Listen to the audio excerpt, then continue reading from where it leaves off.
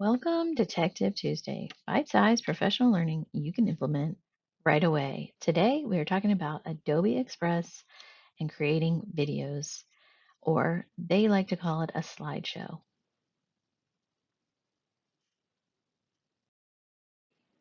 Today, we're going to learn how to create a video presentation. For this, we're going to use the slideshow. We're going to click right here where it says slideshow, and we're going to come up with a name. We'll just call it video for our purposes here, and then we click next. Now you have several different templates that you can start with. You can promote an idea, tell what happened. This is great for summarizing a story or telling an event that happened. Hero's Journey, it has prompts for telling about a hero and their journey through their story. You can do show and tell. You can describe, so this would be great for descriptive writing. Personal growth, you can share an experience that you have had that, as you see here, changed how you view the world.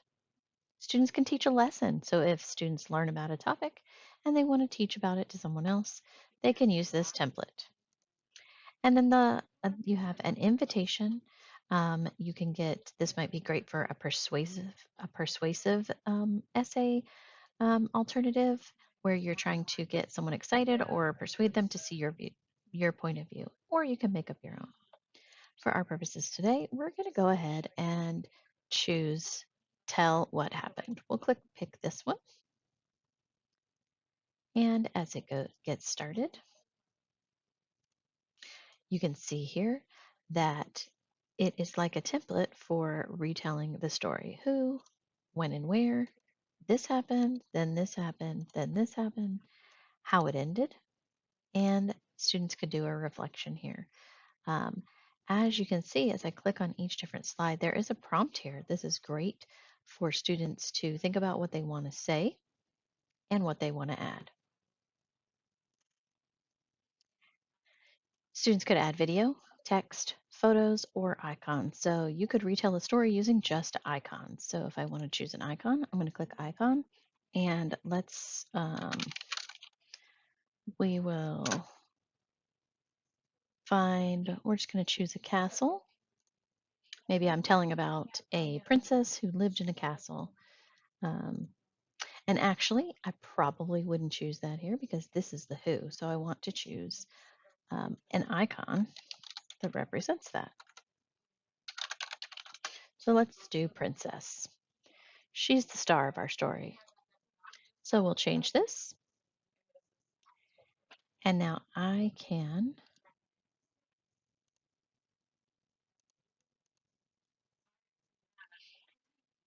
all right, that other princess had another thing on her, so we'll choose this one. And right here, I can also choose a photo if I want to add it to the background. I can search for a photo here. I could choose a place to put her, or I could even choose a picture that represents a princess here. So we're going to just move on from that. Then I can choose the where and when. Again, I'm retelling this in icons, so I'm going to go ahead and choose my castle for the when and where. If I just type the word and then click enter, I can choose the castle that I want. Here's a nice castle right here. Again, I could also choose a photo or video for the background. Um, but let's go ahead and show what students should do next. The next thing I would have them do is add their voice. So they can describe who or what the story is about. So here I can just click and hold this icon, this microphone icon, and it's going to record my voice telling the story of our princess. And then you can see I've got 5 seconds on that slide. I could play it.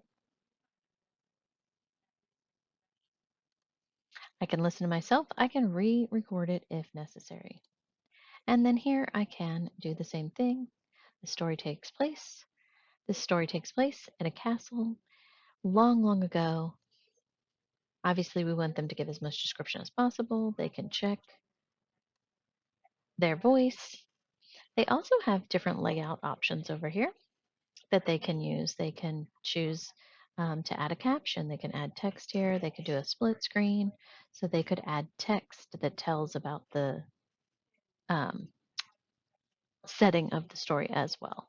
So you could have it do a title. Now that one did take away our icon. So I'm going to go back.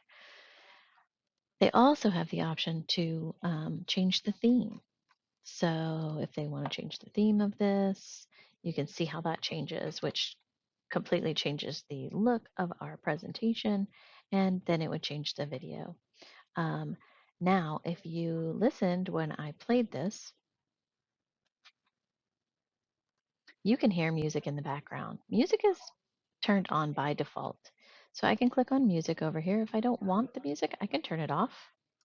I could make it quieter, or I can choose a different music. And you can click on the little play symbol right in front of it to check which one you want to do. And again, we can turn that music down if we want to focus more on the voice. Oops, got to press stop or it will keep playing. So then students would go on and add all of that. Now, let's say they only need one, then this happened. Once you click on that slide, you have three dots right here in the top right corner. You can click on that and you can delete it, or maybe you want to duplicate this slide. You can duplicate it here. Again, I love the reflection option here. So students can reflect on the story or leave their audience thinking about something. And the last thing I want to point out is the credits slide. Anytime we use something from Adobe Express, it's going to automatically put the credits on that last slide. If you choose not to have the credits slide, you can click the three dots and hide the credits. You can also add your own credits. So if this is a story from, if this is a retelling of a particular story, you could put that book and author here. All right, so students can preview by clicking on the preview button. It's going to go ahead and play the whole video for them. They can share this by clicking share. They can publish it, or they can download it to their device. So I'm going to click publish just so I can show you how that looks. Right now, I can create the link. It's going to name it what I name it. It's going to go through creating that link. And then once it's ready, you can click copy and you can share that link in Schoology or with another person so they can view that video. I'm going to click close because I don't want to keep that video right now. They can download this to their computer. We're going to cancel this. Um, and you can add contributors. So if I wanted to add somebody else to contribute to this video, if this is a group project and each student is working on a different slide in this project, maybe they've studied a certain um, topic in science or social studies or whatever subject area, then they're each sharing their knowledge about that particular part of the topic. They could each have a different slide. Now, I will remind you to note that they cannot be in working on this at the same time as someone else. Adobe Express does not allow you to go in and work on the same project at the same time as someone else, but maybe they're working on it in a station rotation, and one student can work on it one day, another student can work on it another day or another time. So this is a great option. All they have to do is type in the other student's name and then click on that person's name and invite to edit.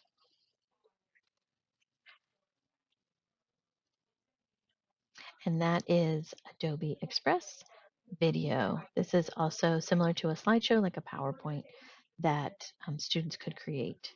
So this is another great content creation to share what students are learning or what they know. Thanks for coming to Tech Tip Tuesday, where learning is the goal and technology is the tool. Get out there and try something new today.